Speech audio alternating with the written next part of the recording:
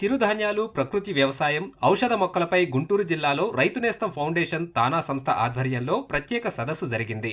పంటల సాగులో వాడుతున్న అధిక రసాయనాల వాడకాన్ని తగ్గించి సహజ విధానాలను పాటించాలని, ఈ విధానాల ద్వారా ఇటు పర్యావరణం, అటు మానవాళి ఆరోగ్యం రెండూ బాగుంటాయని నిపుణులు వివరించారు.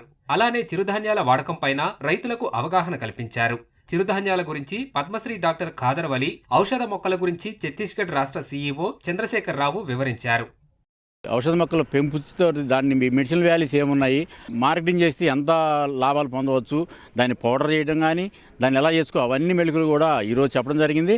ఖాదర్వలి గారు సిరిధాన్యాలతోటి సంపూర్ణ ఆరోగ్యం ఎలా జరుగుతుంది, మనిషికి ఉన్న జబ్బులు ఏదైతే ఉన్నాయో క్యాన్సర్ కావచ్చు, లేదంటే డయాబెటిక్ కావచ్చు, హార్ట్ ప్రాబ్లం కానీ, కిడ్నీల సమస్యలు కానీ అన్ని సమస్యల మీద సవివరంగా వారు వివరించడం జరిగింది.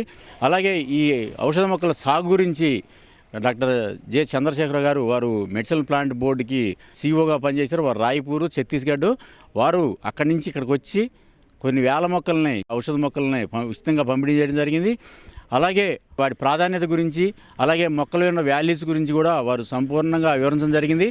రైతుల సందేహాలను కూడా తీర్చడం జరిగింది. మార్కెటింగ్ సమస్య కాబట్టి ఆ మార్కెటింగ్ని ఎలా అధిగమించాలో ఈ ఔషధ మొక్కలతో సాగు చేస్తే అనేది కూడా వారు కొన్ని కంపెనీల పేర్లు చెప్పడం, అలాగే వారికి కావాల్సిన అన్ని మొక్కలు కూడా అందుబాటులో ఉంచుతామని చెప్పేసి వారు హామీ ఇవ్వడం కూడా జరిగింది. ముఖ్యంగా ప్రకృతి వ్యవసాయంలో రైతులు ఎదుర్కొంటున్న సమస్యలు కావచ్చు, లేదంటే వారికి కావాల్సిన ఇన్పుట్స్ కావచ్చు, వాటి గురించి కూడా రైతులు సవివరంగా తెలియజేయడం జరిగింది.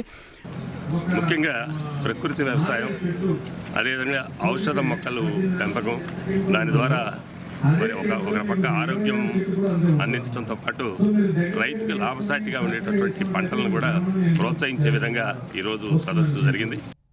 వాతావరణ మార్పులు, పెరుగుతున్న జీవనశైలి సమస్యలతో ఆరోగ్యాన్ని కాపాడుకోవాలంటే ప్రకృతి వ్యవసాయాన్ని అనుసరించాలని నిపుణులు చెబుతున్నారు.